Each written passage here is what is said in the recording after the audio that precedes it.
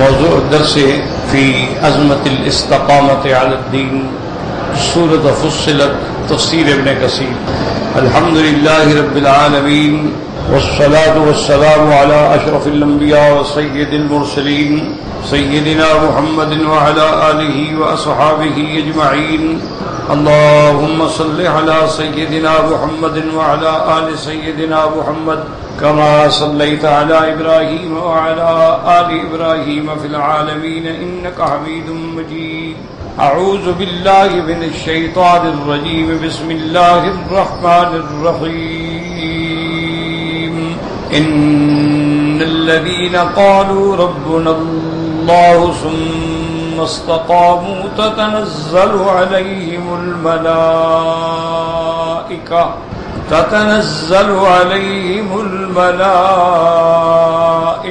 ألا تخافوا ولا تحزنوا وأبشروا بالجنة التي كنتم توعدون.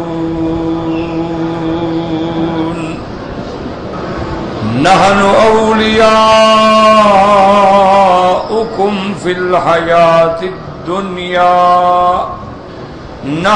أولياؤكم في الحياة الدنيا وفي الآخرة ولكم فيها ما تشتهي أنفسكم ولكم فيها ما تشتهي أنفسكم ولكم فيها ما تدعون.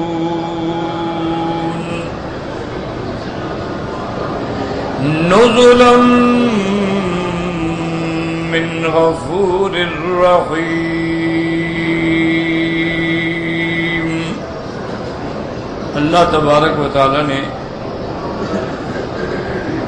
کلام مقدس کی ان آیات مبارکہ میں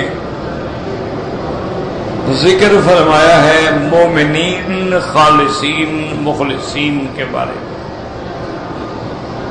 جیسا آپ اس سے پہلے پڑھ چکے ہیں کہ اللہ نے احوال مشرکین کا بیان فرمایا.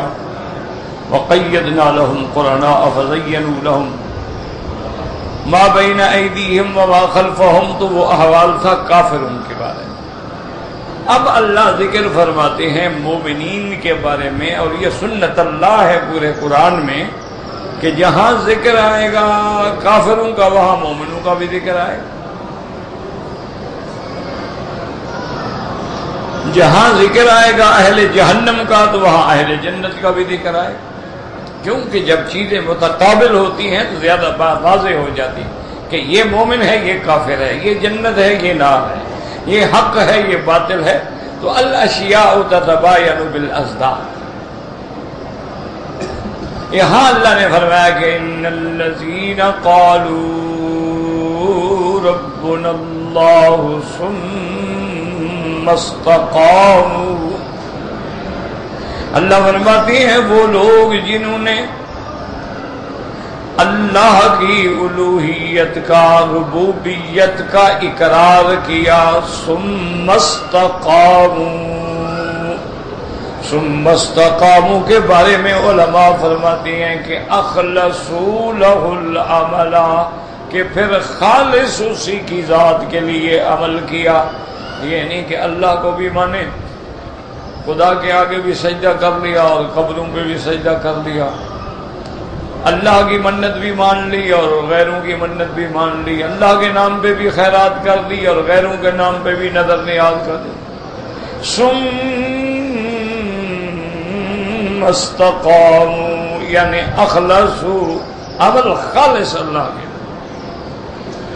اور بعض مفسرین فرماتے ہیں کہ اس کا معنی یہ ہے کہ ان الذین قالوا ربنا اللہ ثم استقاموا یعنی الی ان ماتوا، کہ اللہ کی توحید اور ربوبیت کے اقرار کے بعد موت تک اسی پہ جمے رہے.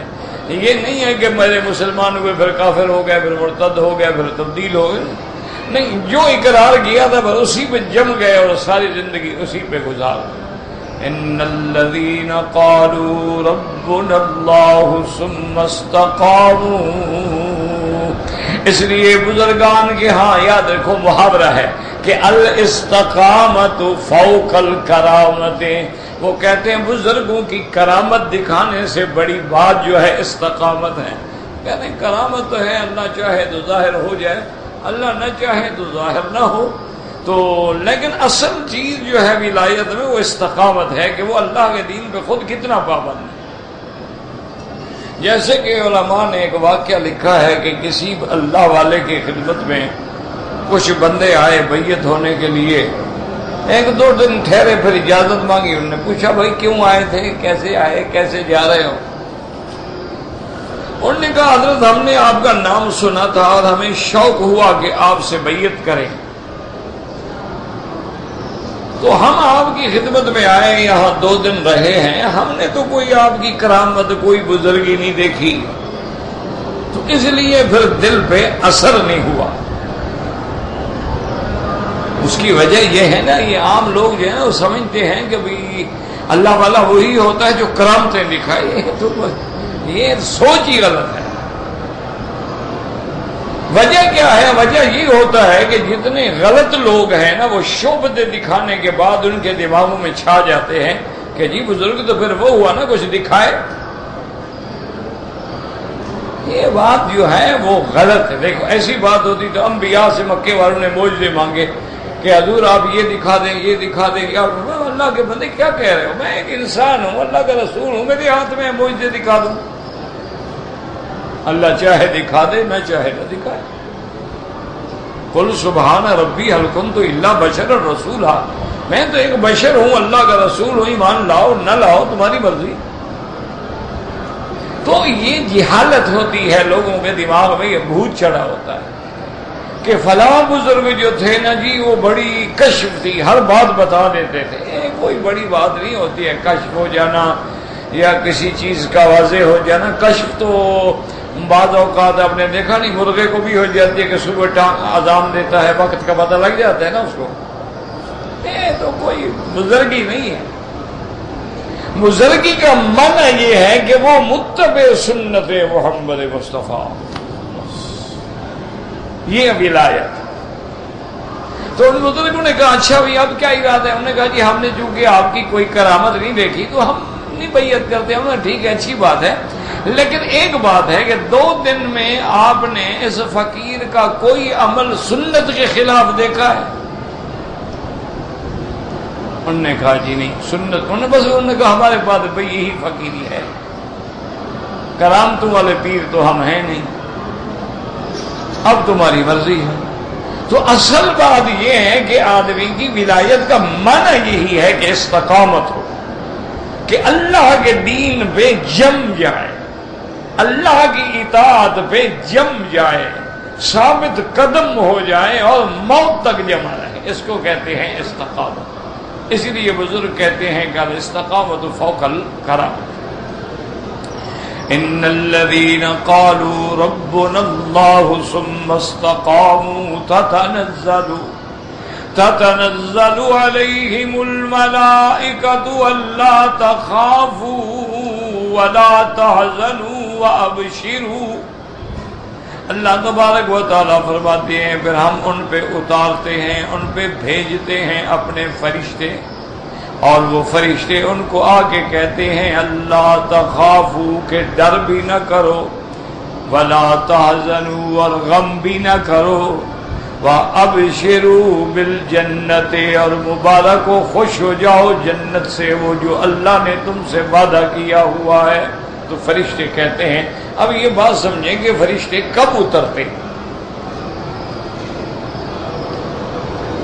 کہ اللہ قرآن میں کہتے ہیں کہ تتنزل علیہم الملائکہ، کب؟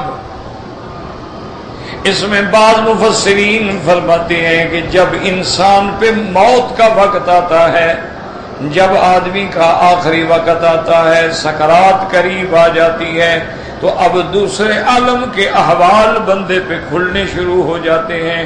اس وقت اگر ایمان والا ہے تو رحمت کے فرشتے آتے ہیں، ملک الموت کے ساتھ جو ٹیم ہوتی ہے وہ رحمت کے فرشتوں کی ہوتی ہے، اور وہ مومن کو آ کے خوشخبری بھی دیتے ہیں اور مومن کو خطاب بھی کرتے ہیں کہ ایتھا الروح الطیب فی الجسد الطیب فاخرجی الی روح وریحان ورب غیر غضبان۔ وہ کہتی ہیں روح مبارک بدن میں، اب چلو اللہ کی رحمتوں کی طرف، اللہ تم پہ ناراض نہیں ہے۔ تو وہ ملائکہ کو دیکھتا ہے، ملائکہ کی باتوں کو سمجھتا ہے، سنتا ہے، اس کے پاس آتے ہیں جب موت کی گھڑی قریب آ جاتی ہے، اس پر یہ کشف ہو جاتا ہے۔ اب ایسے تو ہم نہیں دیکھ سکتے نا، جب موت کا وقت آتا ہے تو اب دنیا کا آخری وقت ہے اور عالم آخرت کا پہلا وقت ہے، تو اللہ پردے کھول دیتے ہیں، پھر آدمی کو رحمت کے فرشتے نظر آتے ہیں، اور اگر کافر ہے مشرک ہے تو اس کے لیے ملائکۃ العذاب آ جاتے ہیں، اللہ کے فرشتے آتے ہیں عذاب دینے والے، اور وہ مخاطب بھی کرتے ہیں کہ یا ایتھا الروح الخبیثۃ فی الجسد الخبیث، اے گندی روح گندے بدن میں، فخرجی، نکل اپنے بدن سے اس رب کی طرف جو رب تجھ پہ ناراض ہے۔ تو اس کو اس طرح خطاب کرتے ہیں۔ تو اس لیے علماء نے فرمایا کہ یہ فرشتوں کا آنا جو ہے موت کے وقت ہوتا ہے، ایک۔ دوسرا قول مفسرین فرماتے ہیں تتنزل علیہم الملائکۃ الا تخافوا ولا تحزنوا، یہ فرشتے اس وقت آتے ہیں جب بندہ قبروں سے کھڑے ہو جائیں گے، جب اللہ تبارک و تعالیٰ کے حکم سے سور پھونکا جائے گا، وَنُفِخَ فِي الصُّورِ فَصَعِقَ مَن فِي السَّمَاوَاتِ وَمَن فِي الْأَرْضِ إِلَّا مَن شَاءَ اللَّهُ ثُمَّ نُفِخَ فِيهِ أُخْرَىٰ فَإِذَا هُمْ قِيَامٌ يَنظُرُونَ۔ اور جب آدمی اپنے قبروں سے کھڑے ہوں گے تو فرشتے آ جائیں گے، کہیں گے کوئی غم نہ کرو، جو بھی تمہارے نسلیں ہیں ان کا بھی غم نہ کرو، اپنا بھی غم نہ کرو، اور جنت تمہارے لیے اللہ نے تیار رکھی ہے، جو وعدہ کیا ہے، خوش ہو جاؤ۔ تو اب یہ دو قول ہو گئے، ایک قول تو ہوا کہ وہ موت کے وقت آتے ہیں، دوسرا قول یہ ہے کہ جب بندہ مرنے کے بعد کھڑا ہوگا قبروں سے تو فرشتے اس وقت آ کے کہتے ہیں، اور بعض علماء فرماتے ہیں تیسرا قول یہ ہے کہ بندوں کو جب اللہ کی طرف سے حکم مل جائے گا ادخلوها بسلام، اے میرے بندو اب تم سلامتی کے ساتھ جنت میں داخل ہو جاؤ۔ اسی طرح اللہ تبارک و تعالیٰ قرآن میں دوسری جگہ فرماتے ہیں وَسِيقَ الَّذِينَ اتَّقَوْا رَبَّهُمْ إِلَى الْجَنَّةِ زُمَرًا حَتَّى إِذَا جَاءُوهَا وَفُتِحَتْ أَبْوَابُهَا قَالَ لَهُمْ خَزَنَتُهَا سَلَامٌ عَلَيْكُمْ طِبْتُمْ فَادْخُلُوهَا خَالِدِينَ، کہ اس وقت اللہ تبارک و تعالیٰ کے فرشتے کہیں گے سلام ہو سلام ہو۔ وہ کہتے ہیں کہ جب جنت میں جانے کا وقت آئے گا فرشتے آگے استقبال کریں گے، کہیں گے جناب چلیں آپ جنت میں داخل ہو جائیں، اللہ نے آپ کے لیے بڑی عظیم نعمتیں جو ہیں وہ تیار کر رکھی ہیں۔ تو فرشتے آتے ہیں، اور بعض علماء فرماتے ہیں کہ جب جنت میں اہل جنت جو ہیں اللہ کے حکم سے داخل ہو جائیں گے، اب جتنے ان کے محلات کے دروازے ہیں ملائکہ کی فوجوں کی فوجیں آ رہی ہیں سلام کے لیے، والملائکۃ یدخلون علیہم من کل باب سلام علیکم بما صبرتم فَنِعْمَ عُقْبَى الدَّارِ، اللہ کے فرشتے آئیں گے سلام کریں گے مومن پہ۔ یاد رکھو سلام کے دو معنی ہوتے ہیں، ایک تو سلام کا معنی یہ ہے کہ ہر مصیبت سے سلامتی ہو گئی تمہارے لیے، یا سلام کا معنی یہ ہے کہ اللہ کا نام ہے السلام، اللہ تعالیٰ کی طرف سے تم پہ رحمت ہو اور سلامتی ہو، دونوں معنی جو ہیں قریب ہیں۔ اور بعض علماء فرماتے ہیں یہ سارے قول بالکل ٹھیک ہے، ملائکہ موت کے وقت بھی آئیں گے، قبروں کے نکلنے کے وقت بھی آئیں گے، جنت میں لے جانے کے لیے بھی آئیں گے، جنت میں داخل ہونے کے بعد مومنین کو سلام کرنے کے لیے بھی آئیں گے۔ مگر ساری باتیں ٹھیک ہیں، اللہ مومنوں کا اکرام کریں گے، اعزاز دیں گے، عزت دیں گے، شان دیں گے۔ آپ دیکھتے نہیں ہیں کہ اب بھی کوئی بڑا مہمان آنے والا ہو تو ایئرپورٹ پہ بھی استقبال ہو رہا ہے، پھر محل میں بھی استقبال ہو رہا ہے، پھر دعوتوں میں بھی استقبال ہو رہا ہے، تو ہر جگہ استقبال ہوتا ہے، کوئی کہاں مل رہا ہے، کوئی کہاں مل، یہی مومن کی شان ہوگی کہ اب ان الذین قالوا ربنا اللہ ثم استقاموا تتنزل علیہم الملائکہ الا تخافوا ولا تحزنوا وَأَبْشِرُوا بِالْجَنَّةِ الَّتِي كُنْتُمْ تُوعَدُونَ۔ یاد رکھا، اب اس میں دو باتیں سمجھنے والی۔ بعض علماء فرماتے ہیں کہ واقعہ جب ملائکہ آتے ہیں کیا بندہ ان کو دیکھتا ہے حقیقتاً یا نہیں دیکھتا ہے؟ بعض علماء فرماتے ہیں دیکھنا ضروری نہیں ہے، ملائکہ کہہ رہے ہوتے ہیں گو وہ نہیں دیکھ رہا، گو وہ نہیں سمجھ رہا ہے، لیکن ملائکہ یہ باتیں کہہ رہے ہوتے ہیں، لیکن وہ ملائکہ کو نہیں دیکھ سکتا ہے۔ اور بعض علماء فرماتے ہیں کہ نہیں، اللہ تبارک و تعالی مومنین کو جب ان کی موت کا وقت آتا ہے اور جب وہ عالم آخرت کی طرف قدم رکھ رہے ہیں، اس لیے کہ اب دنیا میں آخری دن ہے اور عالم آخرت کا پہلا دن، وَالْتَفَّتِ السَّاقُ بِالسَّاقِ إِلَىٰ رَبِّكَ يَوْمَئِذٍ الْمَسَاقُ۔ بعض علماء فرماتے ہیں وَالْتَفَّتِ السَّاقُ بِالسَّاقِ، جب پنڈلی سے ٹکراتی ہے، کیا بنا سانس نکل گئی، اب ٹانگیں ہلا تو نہیں سکتا نا، بڑی ہوئی ہے۔ اور بعض علماء فرماتے ہیں نہیں، مراد یہ وَالْتَفَّتِ السَّاقُ بِالسَّاقِ، یعنی ادھر دنیا کا آخری دن ہے اور ادھر عالم برزخ کا پہلا دن ہے، دونوں مل رہے ہیں۔ اب بندہ دوسرے عالم کی طرف جا رہا ہے تو یہاں تو نہیں دیکھ سکتا نا، لیکن جب دوسرے عالم میں جائیں گے تو سب کچھ سامنے آ جائے گا، حتیٰ کہ جنت دکھلائی جائے گی، اس کو جہنم بھی دکھلائی جائے گی، سب چیزیں بندے کے سامنے آ جائیں گی، وہ اپنے آنکھوں سے دیکھ رہے ہو۔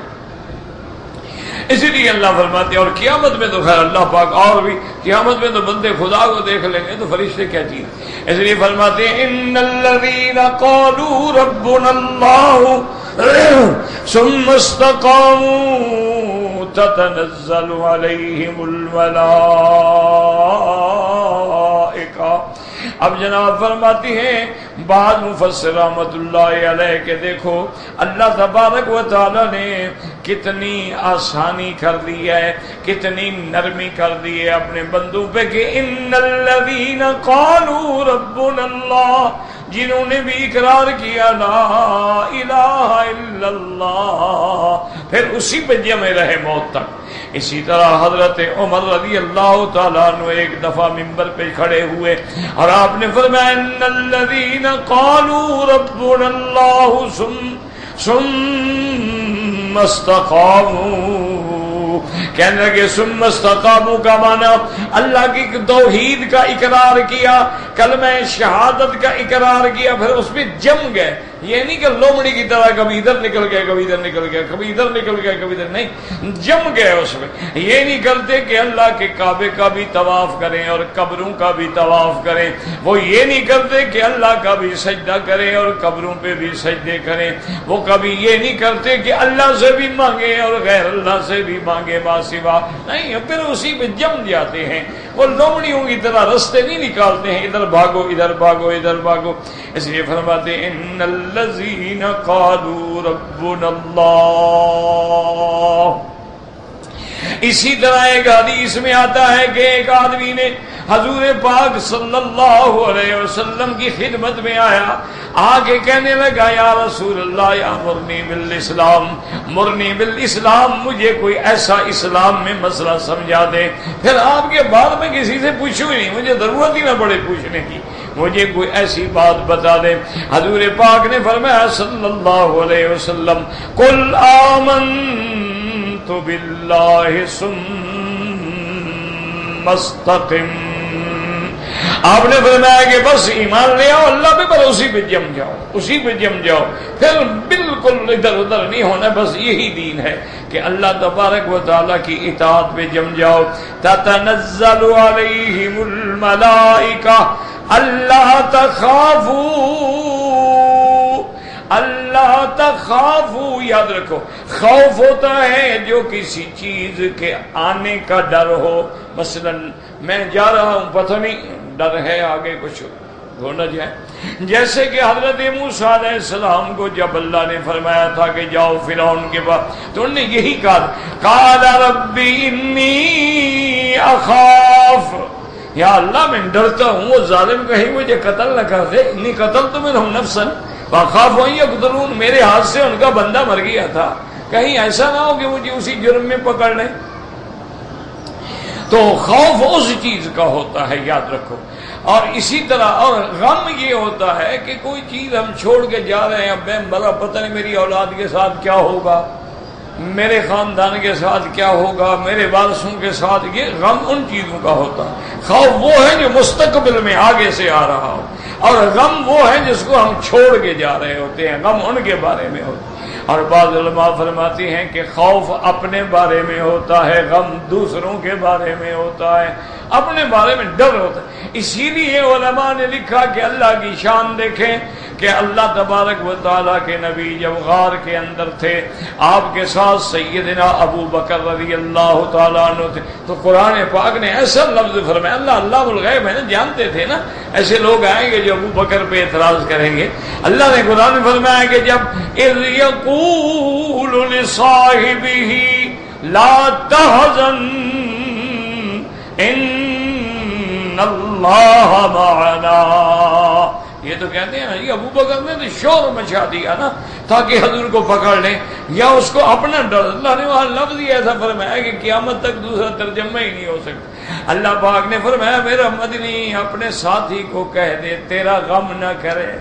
حضرت ابو بکر کو اس وقت بھی غم تھا تو حضور کا تھا، اپنا تھوڑا تھا. ورنہ اللہ فرماتے لا تخف ابو بکر، مت ڈرو ہم تمہاری حفاظت کریں گے. نہیں، اللہ نے فرمایا لا تحزن، میرے مدنی کا غم نہ کرو، میں جو تمہارے ساتھ ہوں. اذ یقول لصاحبہ لا تحزن ان اللہ معنا.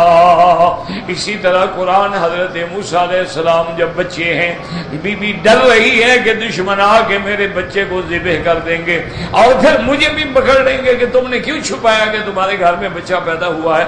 تو اللہ کیا فرماتے ہیں وَأَوْحَيْنَا إِلَىٰ أُمِّ مُوسَىٰ أَنْ أَرْضِعِيهِ، اپنے بچے کو دودھ پلا لو.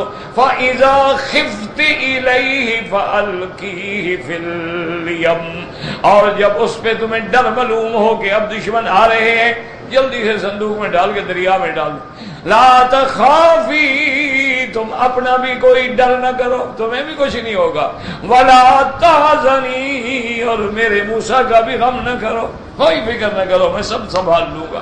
انا رادوہ الیک وجاعلوہ من المرسلین. تو یاد رکھو ایک لفظ خوف ہے، ایک لفظ حزن ہے. تو اچھا اسی طرح ایک لفظ خوف ہے اور ایک لفظ خشیہ ہے. یاد رکھو قرآن پاک میں کہیں آتا ہے خوف، کہیں آتا ہے خشیہ. انما یخشی اللہ من عبادہ العلماء، اللہ سے ڈرنے والے تو عالم ہوتے ہیں، جو علم ہی نہ ہو تو ڈرے گا کیا. اور دوسری جگہ فرماتے ہیں وَهُمْ مِنْ خَشْيَةِ رَبِّهِمْ مُشْفِقُونَ. تو یاد رکھیں خوف کا معنی یہ ہوتا ہے کہ آنے والا زیادہ طاقتور ہے، میں کمزور ہوں، مجھے نقصان پہنچائے گا، مجھے ڈر ہے، یار دشمن بڑا قوی ہے، بڑا زور والا ہے، مجھے مار دے گا. ایک ہوتی ہے خشیت، وہ خشیت میں بڑے چھوٹے کی بات نہیں ہوتی ہے، زور کمزور کی بات نہیں ہوتی، وہ عظمت کا ڈر ہوتا ہے، عظمت شان کا ڈر ہوتا ہے. جیسے اللہ فرماتے ہیں لو انزلنا هذا القرآن على جبل لرأيته خاشعا متصدعا من خشیت اللہ. اگر ہم اپنے قرآن کو پہاڑوں پہ اتارتے تو پہاڑ ریزہ ریزہ ہو جاتا. کیوں؟ اب پہاڑ یہ تھوڑا ہے کہ کمزور ہے، معنی یہ ہے کہ پہاڑ اس عظمت سے کہ یا اللہ ہم تو تیرے کلام کا بوجھ نہیں برداشت کر سکتے ہیں. تو وہ خشیت ہوتی ہے جو بربنائے عظمت ہوتی ہے. اب دیکھیں نا کہ آدمی سانپ آ جائے تو ڈرتا ہے، استاد بھی آ جائے تو ڈرتا ہے. استاد سانپ تو نہیں ہوتا، استاد کی دل میں ہیبت و عظمت ہوتی ہے. اور سانپ کا دل میں خوف ہوتا ہے کہ مجھے نقصان نہ پہنچا دے. تو دونوں میں فرق ہوتا ہے. اس لیے یہاں فرشتے دونوں باتیں کریں گے. وہ کہیں گے تتنزل علیہم الملائکۃ الا تخافوا، آگے کا بھی ڈر نہ کرو، ولا تحزنوا، اور جو کچھ چھوڑ کے آئے ہو اس کا بھی غم نہ کرو. کیوں؟ جن کو آدمی اللہ کے سہارے پہ چھوڑتا ہے پھر حفاظت بھی اللہ کرتے ہیں. اس لیے حضرت عمر ابن عبدالعزیز رحمت اللہ علیہ جو بڑے شان والے تابعین میں گزرے ہیں، بادشاہ ہیں، عادل ہیں، اور جن کو تاریخ نے ثانی عمر کا لقب دیا، وہ جب بیمار ہوئے تو ایک دن ان کے دوست آئے، بڑے تعلق والے تھے، بے تکلف دوست تھے. انہوں نے کہا کہ عمر ابن عبدالعزیز آپ بادشاہ آدمی ہیں، آپ کی اولاد ہے، بچے ہیں، بچیاں ہیں، نسل ہے، خاندان ہے، اور آپ کے پاس جو کچھ جائیداد تھی ساری خیرات کر دی، صدقہ کر دیا، کچھ رکھا ہی نہیں اپنے لیے نہ اپنی اولاد کے لیے. تو آپ ایسا کریں کہ آپ بادشاہ کو لکھیں، خلیفۃ المسلمین کو لکھیں. اگر آپ تو آپ جب ان کو لکھیں گے تو لازمی بات ہے کہ وہ آپ کے لیے دیں گے ہدیہ، آپ کی اولاد کے لیے کوئی انتظام کر دیں گے، کوئی جاگیر دے دیں گے، کوئی چیز دے دیں گے. ولید کا زمانہ تھا. تو حضرت عمر بن عبدالعزیز ہنسنے لگے. اس نے کہا حضرت کیا بات ہے، میری بات. میں نے کہا اولاد کے لیے تو کچھ کرو نا. حضرت نے فرمایا میرا بھائی تمہاری محبت کا شکریہ، لیکن یہ بات یاد رکھو میری اولاد یا صالح ہوگی یا طالح ہوگی. کیا مانا؟ یہ اچھے ہوں گے یا برے ہوں گے. انہوں نے کہا اس سے کوئی تیسری قسم تو ہو نہیں سکتی نا، کہ میری اولاد جو ہے یا تو میرے مرنے کے بعد اچھے ہو جائیں گے، صالحین ہوں گے، اچھے ہوں گے، یا پھر برے ہوں گے، فاسقین ہوں گے، فاجرین ہوں گے، طالحین ہوں گے. ان دو حالتوں اگر تو میری اولاد میرے بعد بری بن جائے تو میں کیوں جائیداد ان کے لیے چھوڑ جاؤں گے؟ جائیداد میری ہو، گناہ وہ کرے، پکڑا میں جاؤں قیامت میں کہ ان فاسق فاجر لوگوں کے لیے تم نے جائیداد چھوڑی تھی. تمہیں تو پتہ تھا یہ شرابی ہیں، یہ کبابی ہیں، یہ برے ہیں، تو ان کو تم جائیداد دے کے جا رہے ہو تاکہ تمہارے مرنے کے بعد بھی تمہاری قبر پہ بیٹھ کے شرابیں پئیں اور گانے سنیں. کیا کر رہے ہو؟ انہوں نے کہا اگر میری اولاد بری ہے تو میں ان کے گناہ میں کیوں شریک ہوں، اور اگر میری اولاد اچھی ہوگی تو اللہ نے قرآن میں خود فرمایا ان ولی اللہ الذی نزل الکتاب وہو یتولی الصالحین، کہ جو اچھے ہوتے ہیں ان کے ہم خود محافظ ہیں. اگر اچھے ہوں گے تو میرا اللہ خود محافظت کرے گا، مجھے کیا ضرورت ہے جائیدادیں چھوڑ جانے کی. تو وہ کہتے ہیں کہ انی رائے تو میں نے اس زمانے کے بادشاہ کے بیٹوں کو جو فاسق فاجر تھے ذلیل ہوتے دیکھا، اور عمر ابن عبدالعزیز کے بیٹوں کو میں نے بادشاہی کرتے ہوئے دیکھا. وہ صالح بھی تھے، وہ اچھے بھی تھے. تو اس لیے ہمیشہ یاد رکھے کہ آدمی کو غم تو ہوتا ہے نا. تو اب فرشتے کہیں گے اللہ تخافوا ولا تحزنوا وَأَبْشِرُوا بِالْجَنَّةِ الَّتِي كُنْتُمْ تُوعَدُونَ، اور کہیں گے تمہیں مبارک ہو اس جنت کے لیے جس جنت کا اللہ نے تم سے وعدہ کیا ہوا ہے، اور اللہ کا وعدہ ہر حال میں سچا ہوتا ہے. نَحْنُ أَوْلِيَاؤُكُمْ فِي الْحَيَاةِ الدُّنْيَا وَفِي الْآخِرَةِ. علماء فرماتے ہیں یہ بھی ملائکہ کہیں گے مومنین کو کہ حیات دنیا میں بھی ہم تمہارے دوست تھے، ہم تمہیں سیدھا راستہ دکھلاتے تھے، اچھے کاموں کے لیے کہتے تھے، اور آخرت میں بھی ہم تمہارے ساتھ ہوں گے، اور قبر کے اندر بھی ہم تمہارے ساتھ ہوں گے، اور جس دن سور پھونکا جائے گا اور تم اٹھائے جاؤ گے اس دن بھی ہم تمہارے ساتھ ہوں گے، کوئی غم نہ کرو. نحن اولیاؤکم فی الحیات الدنیا وفی الآخرہ ولکم فیہا ما تشتہی انفسکم. اور کہیں گے اے جنت والو، اے ایمان والو، اللہ نے تمہارے لیے وہاں ایسی نعمتیں رکھی ہیں کہ جو تمہارا جی خواہش کرے گا. وَلَكُمْ فِيهَا مَا تَشْتَهِي أَنفُسُكُمْ، جو تمہارا جی مانگے گا. وَلَكُمْ فِيهَا مَا تَدَّعُونَ،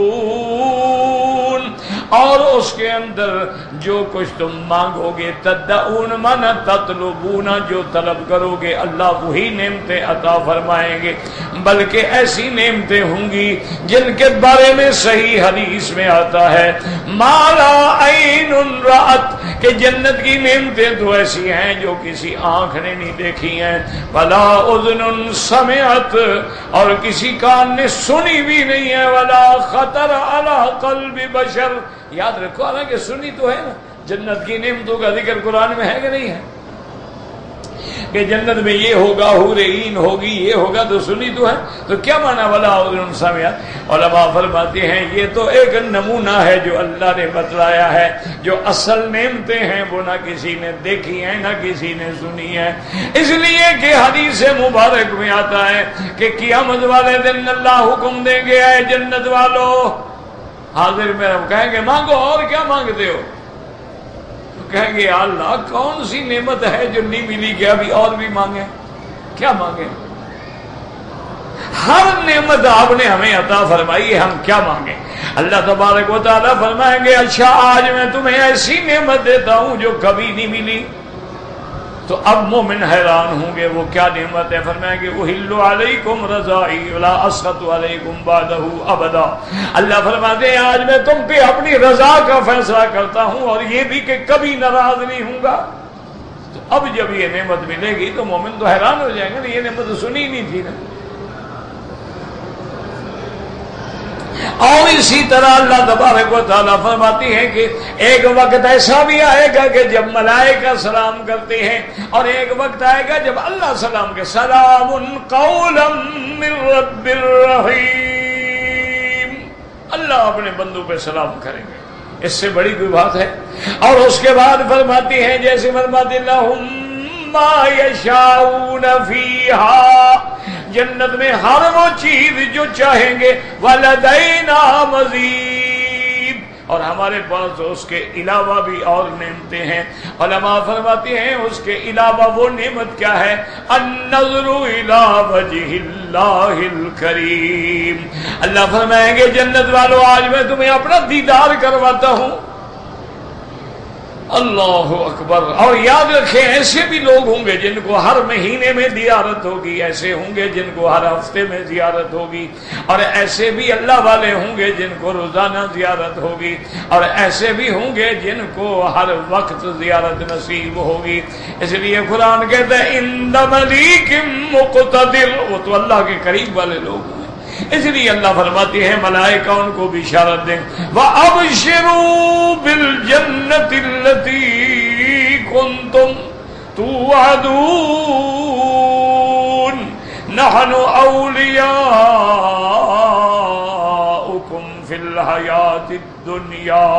یاد رکھو کتنے اللہ کے فرشتے ہیں، کرامن کاتبین ہیں، ملائکہ حفظہ ہیں، ملائکہ ملہم ہیں جو اچھے کاموں کی ہمیں القاء کرتے ہیں، ملائکہ سیاحین فی الارض ہیں کہ جہاں درس ہوتا ہے تبلیغ ہوتی ہے فرشتے آ کے سایہ کر لیتے ہیں، اور ملائکہ وہ ہیں جو لیلۃ القدر میں نازل ہوتے ہیں۔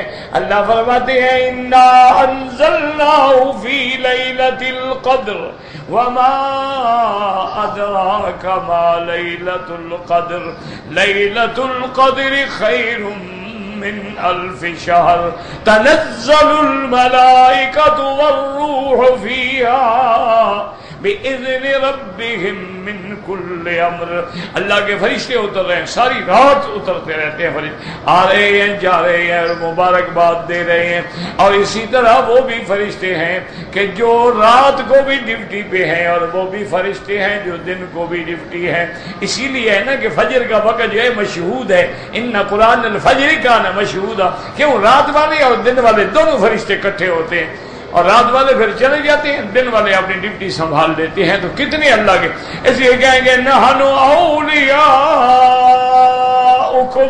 فی الحیات الدنیا وفی الآخرہ، اور ہماری پکی دوستی ہے، ہم دنیا میں بھی تمہارے ساتھ، مرنے کے بعد قبر میں بھی تمہارے ساتھ۔ فرشتے آئیں گے نا، امتحان ہوگا، سوال جواب ہوگا، اس کے بعد فرشتے کہیں گے نا بھی اب سو جاؤ، مزے کرو، آرام سے سو جاؤ۔ اب اللہ تبارک و تعالیٰ تمہیں پھر خود قیامت ہے. اب اس کے بعد فرماتی ہے کہ پھر جب قیامت قبر سے اٹھو گے تو ہم تمہارے ساتھ، پھر جب میدان محشر میں جاؤ گے ہم تمہارے ساتھ، پھر اللہ جب حکم دے گے ان کو جنت میں پہنچاؤ تو ہم تمہارے ساتھ، ہم تو تمہارے ساتھی ہیں. وَلَكُمْ فِيهَا مَا تَشْتَهِي أَنفُسُكُمْ وَلَكُمْ فِيهَا مَا تَدَّعُونَ نُزُلًا مِّن غَفُورٍ رَّحِيمٍ. یہ جنت کی نعمتیں مہمانی ہیں اس رب کی جو بخشنے والا ہے اور اس رب کی جو نہایت مہربان ہے. اللہم ادخلنا الجنت والفردوس الاعلی. یا اللہ ہم سب کو جنت الفردوس الاعلی نصیب فرما. اشفنا اشف مرضانا وارحم موتانا واستجب دعانا ولا تخيب رجاءنا برحمتك یا ارحم الراحمین. کہتے تھے کہ ہمارے ملک میں انڈیا میں لوگ والدین جو ہیں اپنے لڑکیوں کے لیے رشتے ڈھونڈنے میں 20 سال لگا دیتے ہیں کہ لڑکا انجینئر ہو اور ڈاکٹر ہو اور تنخواہ اتنا ہو اور فلاں اتنا ہو. تو یاد رکھو یہ تو ویسے بھی شریعت میں ظلم ہے، ظلم. کیوں؟ اصولی بات ہے نا. اگر 1 کروڑ لڑکی ہو تو 1 کروڑ تو ڈاکٹر نہیں ہوگا نا، 1 کروڑ انجینئر ہوگا، تو بیوقوفی کی بات. اور دوسری بات یہ ہے حضور نے جو فرمایا ہے نا، یاد رکھو کہ جب تک امت محمد مصطفیٰ اپنے نبی پاک کے فرمان پہ نہیں چلے گی اس وقت تک تباہی ہو جائے. حضور نے فرمایا کہ جب تمہارے پاس کوئی رشتہ لینے کے لیے آئے ممن ترضون دینہ، جس کا دین تمہیں پسند ہے کہ یہ بندہ مسلمان ہے، نمازی ہے، بس ٹھیک ہے. اگر تم نے ایسے لوگوں کو رشتہ نہ دیا حضور نے فرمایا پھر انتظار کرو، پھر فتنے پھوٹ پڑے. اسی لیے حضور نے فرمایا کہ جب آدمی لڑکی تلاش کرتا ہے اما لحسبها اما لنسبها وجمالها اما لدینها، یا تو دیکھتا ہے کہ جی بڑے خاندان کی لڑکی ہے، میرا نام ہو جائے گا نا، فلاں خان کی لڑکی سے شادی کی، یا یہ ہے کہ جی لڑکی جو ہے وہ بڑی ملکہ حسن و جمال ہے.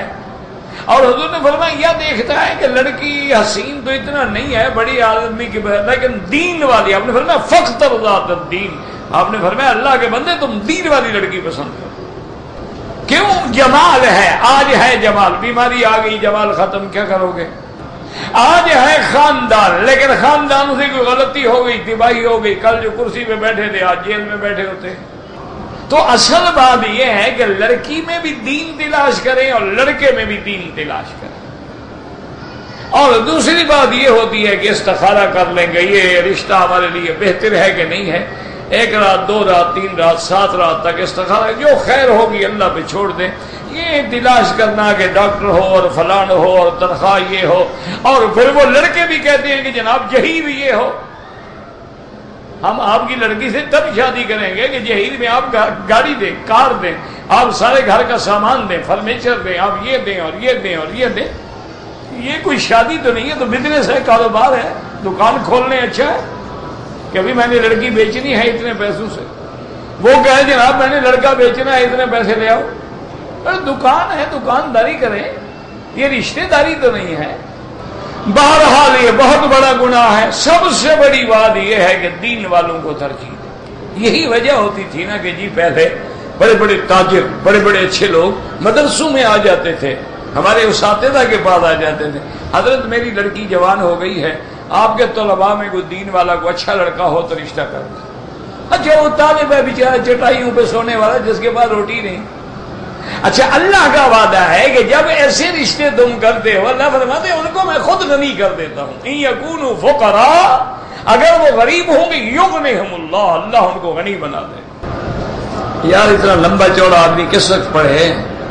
بہرحال اللہ پاک آپ کی اولاد کو ہدایت دے، اور دل سے دعا کریں کہ ہر مسلمان جن کے لڑکے منشیات میں، مخدرات میں، نشے کی عذاب میں پڑے ہیں، اللہ ان کو اس جہنم سے نکال دے.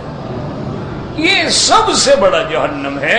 وہ لڑکا نہیں برباد ہوتا، پورا خاندان برباد ہوتا. نشہ جو ہے یہ ایسی بلا ہے کئی لوگ ہیں جنہوں نے نشے کے لیے پیسے نہیں ملے باپ کو قتل کر دیا، ماں کو قتل کر دیا، اور جنون ہے نا جی، پاگل ہو گیا، جب عقل نہیں ہے تو پھر حیوان ہے وہ۔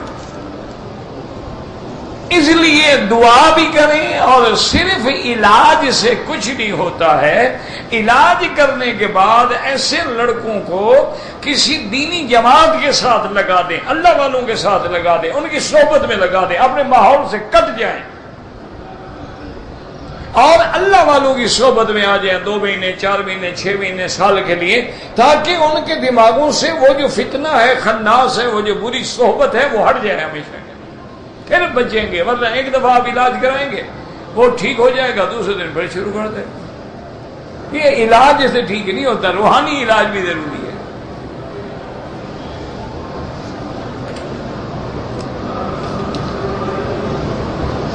بہرحال مجھے ملے گا، اللہ سب بچوں کے، میں تو سب کے لیے، اپنے لیے، اپنے بچوں کے لیے، آپ کے لیے، سب کے لیے دعا کرتا ہوں۔ اللہم اصلح اولادنا و اولاد المسلمین، اللہم اصلح شبابنا و شباب المسلمین، اللہم اصلح بناتنا و بنات المسلمین۔ ہاں، موزہ جو ہے اس کے اوپر مسح کرنا، وضو نہیں، مسح کرنا جائز ہے۔ طریقہ یہ ہے کہ آپ پہلے وضو کریں، وضو کرنے کے بعد یہی نیت کر کے موزہ پہن لیں کہ آئندہ میں اس پہ مسح کروں گا۔ فرق اتنا ہے کہ امام ابو حنیفہ فرماتے ہیں موزہ وہ ہوتا ہے جو چمڑے کا بنا ہو، یا اوپر چمڑا ہے نیچے، یا نیچے چمڑا ہے اوپر کا، لیکن ایسا ہو جس کے اندر پانی سرایت نہ کرے۔ اگر پانی اندر چلا جائے وہ کہتے ہیں پھر مسح کرنے کا فائدہ کیا ہوا۔ لیکن حنابلہ کے نزدیک اس باریک جراب پر بھی مسح کرنا جائز ہے۔ وہ کہتے ہیں کہ ظاہری لفظ حدیث مبارک کا جو جراب ہے لہذا ہر جراب پہ جائز ہے۔ امام صاحب فرماتے ہیں حضور کے زمانے میں جرابیں دیکھ لو، ویسی جراب پہ جائز ہے، تمہارے جیسی پہ جائز نہیں ہے۔ کہ حضور کے زمانے میں جراب یا موزہ کیسے ہوتا تھا؟ یہ نیلون کا بنا ہوا ہوتا تھا، مشین پہ، جیسے پاؤں بھی نظر آتا ہے، پاؤں کا رنگ بھی نظر آتا ہے۔